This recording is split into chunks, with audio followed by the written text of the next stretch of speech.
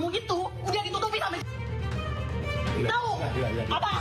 Video viral beberapa waktu lalu, sepasang ASN Dinas Pendidikan Kabupaten Bogor digerebek anak kandungnya saat berduaan dengan wanita lain yang bukan istrinya. Kedua ASN merupakan kepala pengawas SD dan pengawas SMP diketahui telah tinggal serumah tanpa ikatan pernikahan. Sementara pihak pria diketahui masih memiliki istri sah. Bapak tuh PNS ASN. Ini rumah saya, Pak. Bukannya atas nama nikah, ini rumah saya, ini rumah. Iya, saya anak Bapak. Fakta ini membuat sang anak murka hingga nekat merekam perselingkuhan ayahnya dan mengunggahnya di media sosial. Kasus perzinahan atau hidup bersama sebagai suami istri di luar pernikahan diatur dalam KUHP baru yang berlaku mulai tahun 2026 ini. Dalam pasal 411 dan 412 KUHP, setiap orang yang melakukan persetubuhan dengan orang bukan suami istri bisa dipidana penjara 1 tahun atau denda 10 juta. Penuntutan harus dilakukan atas pengaduan suami atau istri bagi yang terikat perkawinan dan juga orang tua atau anak bagi yang tidak terikat perkawinan. Menteri Hukum Supratman Andi Aktas menyatakan pasal perzinahan dalam KUHP baru tidak jauh berbeda dengan KUHP lama. Sama-sama hanya dapat diproses jika ada pengaduan dari suami atau istri pelaku. Bedanya, dalam KUHP baru memperluas cakupan zina dari sebelumnya hanya untuk pasangan sudah menikah, kini juga bisa menjerat seseorang yang belum menikah. Tapi tetap harus dilaporkan orang tua atau anak pelaku. Pernikahan, ada hubungan pernikahan ya. Tapi di dalam KUHP yang baru itu juga ada yang terkait dengan anak ya yang harus dilindungi. Tetapi kedua-duanya tetap adalah delik aduan. Jadi yang boleh mengadu adalah suami atau istri. Setelah diundangkan, pasal perzinahan masih menuai polemik. Pasal ini bahkan masuk dalam 11 perkara yang kini tengah digugat di Mahkamah Konstitusi. Tim Liputan iNews melaporkan. Wakil Menteri Hukum Edward Omar Syarif meminta masyarakat harus membaca secara utuh Undang-Undang Nomor 1 Tahun 2023 KUHP tentang pasal demonstrasi. Menurutnya, bila masyarakat tidak membaca secara utuh dan tidak dipahami, dinilai bisa berbahaya.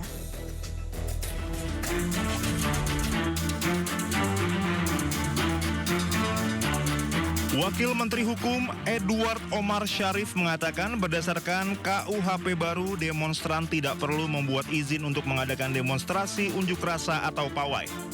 Namun harus tetap memberitahukan rencana kegiatan tersebut kepada aparat penegak hukum. Ia menjelaskan bila masyarakat telah memberitahukan rencana demonstrasi tersebut dan terjadi huru-hara, maka demonstran tidak akan dipidana oleh aparat penegak hukum. Kemudian bila masyarakat yang berdemo tidak melaporkan rencana demonstrasi dan tidak terjadi apa-apa atau keonaran, maka demonstran tetap tidak akan dipidana.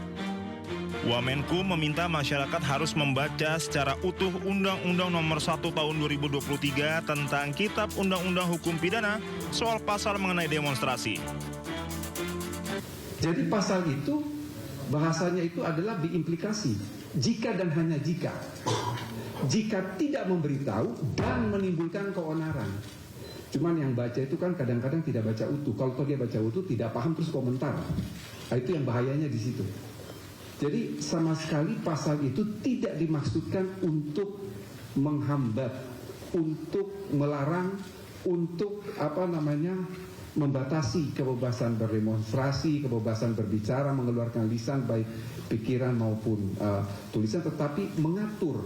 Mengatur itu sama sekali tidak melarang, tapi memberitahu. Itu adalah esensinya mengapa tidak menggunakan meminta izin, tapi memberitahu.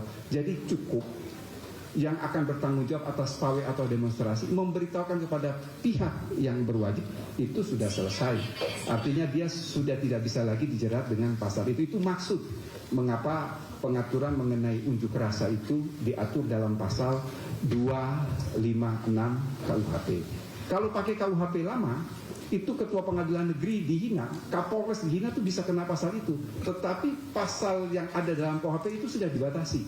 Jadi penghinaan terhadap lembaga negara itu hanya dibatasi: 1, presiden wakil presiden, 2, MPR, 3 DPD, 4 DPR, 5 Mahkamah Agung, 6 Mahkamah Konstitusi.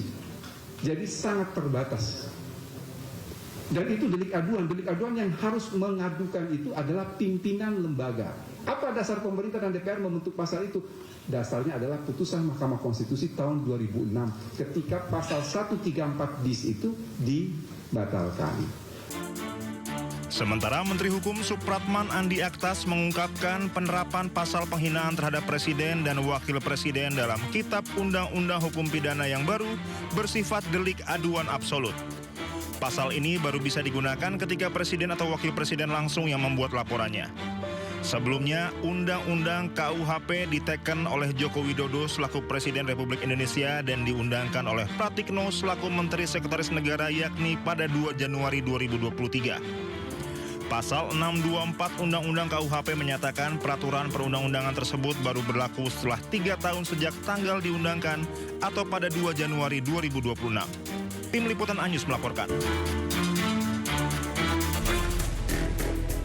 Pemirsa, hukum pidana kerja sosial juga mulai berlaku sejak 2 Januari 2026. Lokasi dan kerja sosial yang akan diberikan ditentukan oleh masing-masing pemerintah daerah terkait.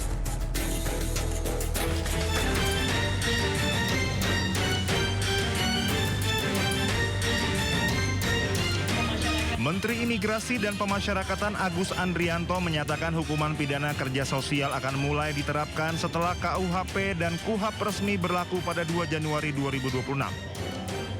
Ia menyampaikan seluruh kepala lembaga pemasyarakatan dan kepala rumah tahanan telah menaikkan sejumlah kerjasama dengan pemerintah daerah terkait penerapan sanksi kerja sosial tersebut.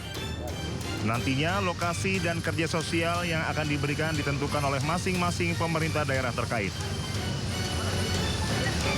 Nanti kita tunggu berlakunya KUHP baru 2 Januari. Nanti hasil koordinasi para kalapas Karutan dengan pemerintah daerah ini sudah membuat beberapa alternatif dan tempat dan jenis pekerjaan yang dikerjakan. Ke Mahkamah Agung sudah bersurat ya Pak? Sudah. Tadi sudah sampaikan. Sementara Ketua Kamar Pidana Mahkamah Agung Prim Haryadi membenarkan jika Kejaksaan Agung mengusulkan agar hakim hanya memutus durasi pidana sosial. Adapun soal jenis pidana kerja sosial dan tempat melakukannya ditentukan jaksa eksekutor. Prim mengatakan hingga saat ini Mahkamah Agung masih membahas masalah ini dan belum mengambil keputusan atas usulan kejaksaan. Menurut Prim, keputusan yang sudah diambil Mahkamah Agung yakni hakim akan menyebutkan kesalahan terdakwa, bentuk jenis pidana kerja sosial, lama durasi kerja dalam 1 hari dan 1 pekan, serta di mana terdakwa akan melaksanakan kerja sosialnya. Dikatakan bahwa kerja sosial itu tidak boleh lebih dari 6 bulan masanya. Oleh karenanya, hakim dalam menjatuhkan pidana kerja sosial harus menyebutkan dalam 1 hari itu berapa jam. Kemudian dalam 1 minggu itu berapa hari. Terdakwa harus melakukan kerja sosial dan menyebutkan di mana tempat kerja sosial itu dilakukan.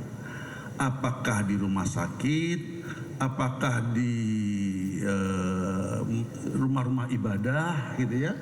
Nah, memang ini jujur saja ini ada pembicaraan lah antara Pak Jampidum dengan kami. Pak Jampidum menginginkan kalau bisa katanya sudah ada pembicaraan Pak Jampidum dengan Kementerian Dalam Negeri kalau tidak salah saya. Beliau berkeinginan agar hakim hanya menyebutkan tentang lamanya saja.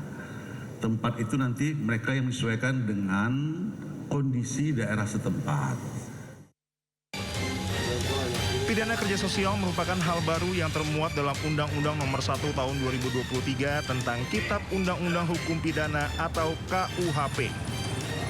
KUHP baru ini akan mulai berlaku pada 2 Januari 2026 termasuk dengan Kitab Undang-Undang Hukum Acara Pidana atau KUHAP. Masyarakat menanggapi beragam atas hukuman kerja sosial dan berikut tanggapan warga. Kayak gitu, jadi orang tuh malah bukannya mikir, bukannya jerah, malah berpotensi besar menurut aku ya. Asumsiku bilang takutnya malah menormalisasi gitu, malah mengentengkan. Walaupun emang tindak pidana kan biasanya kan pencurian ringan atau penghinaan. Di bawah 5 tahun ini hukumannya lebih baik tetap dihukum. Kalau memang terkait dengan over kapasitas di penjara atau di BUI-nya itu lebih baik ya pemerintah mungkin bisa membangun lagi rumah-rumah tahanan yang lain gitu. Kayaknya nggak sepadan aja kalau mereka melakukan tindakan pidana tapi dihukum dengan pekerjaan sosial. Sejumlah aktivis dan pakar bidang hukum dan HAM menilai sejumlah pasal dalam KUHP baru berpotensi mengancam kebebasan berpendapat. Selain itu ada pula ketentuan yang dianggap mengancam privasi masyarakat. Undang-Undang Nomor 1 Tahun 2023 tentang Kitab Undang-Undang Hukum Pidana berlaku efektif mulai Jumat 2 Januari 2026. Pemberlakuan ini tepat 3 tahun sejak diundangkan pada 2023 lalu. Sejumlah pakar serta aktivis bidang hukum dan HAM menilai sejumlah pasal berpotensi mengancam kebebasan berpendapat dan mengancam privasi. Di antaranya pasal 218 KUHP tentang penghinaan presiden dan wakil presiden. Pasal ini merupakan delik aduan, yakni terduga pelaku bisa diproses hukum jika ada aduan langsung dari presiden atau wakil presiden. Ancamannya paling lama 3 tahun penjara. Kemudian pasal 240 KUHP tentang penghinaan lembaga negara. Setiap orang di muka umum yang menghina pemerintahan yang sah dan berakibat kerusuhan bisa terancam hukuman maksimal 3 tahun penjara. Ada pula pasal 256 KUHP tentang penyelenggaraan pawai, unjuk rasa dan demonstrasi tanpa izin serta menimbulkan keonaran atau huru-hara di masyarakat. Pelakunya bisa terancam hukuman 6 bulan penjara. Selanjutnya, pasal 2 KUHP yang mengakui hukum adat atau aturan yang berlaku di suatu daerah. Pelanggarnya bisa dipidana. Pasal ini dikhawatirkan memicu kesewenang-wenangan peraturan daerah hingga aksi main hakim sendiri.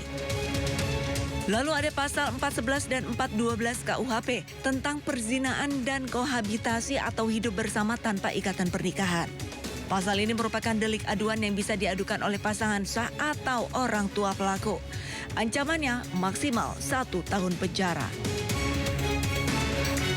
Kemudian pasal 188 KUHP tentang penyebaran paham komunisme, Marxisme, dan Leninisme yang ancaman hukumannya hingga 4 tahun penjara. Terakhir pasal 300, 301, dan 302 KUHP tentang tindak pidana agama sebagai perluasan dari pasal penodaan agama. Kelompok HAM menilai pasal ini multitafsir dan rentan dipakai untuk menekan kelompok minoritas. Ancaman hukumannya hingga 3 tahun penjara. Tim Liputan iNews melaporkan. Menko Yusril Iza Mahendra menegaskan KUHP baru tidak menghukum kritik terhadap pemerintah, hanya yang melakukan penghinaan.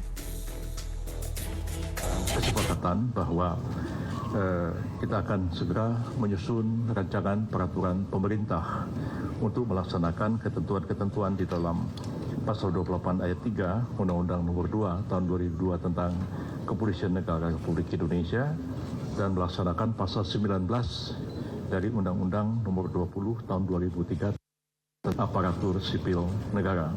Di dalam pasal 19 Undang-Undang ASN itu disebutkan bahwa jabatan ASN itu diisi oleh ASN. Tapi jabatan ASN dapat diisi ya dari prajurit TNI dan anggota Kepolisian Negara Republik Indonesia yang jabatan-jabatan tertentu. Jabatan-jabatan tertentu apa saja ya itu akan untuk peraturan pemerintah. Dan sampai hari ini peraturan pemerintahnya belum ada. Kemudian ada putusan MK, ada peraturan Kapolri nomor 10 dan timbullah diskusi yang meluas di masyarakat dan untuk mencari solusi menyelesaikan persoalan ini, maka dengan persetujuan dari Bapak Presiden itu akan dirumuskan dalam bentuk satu peraturan pemerintah karena bisa melingkupi semua instansi, kementerian, lembaga yang diatur oleh peraturan pemerintah. Kalau peraturan Kapolri skopnya terbatas internal Kapolri, tapi ini karena menyangkut kementerian dan lembaga dan melaksanakan ketentuan dalam Undang-Undang ASN dan Undang-Undang Kepolisian, maka harus diatur dengan bentuk peraturan pemerintah.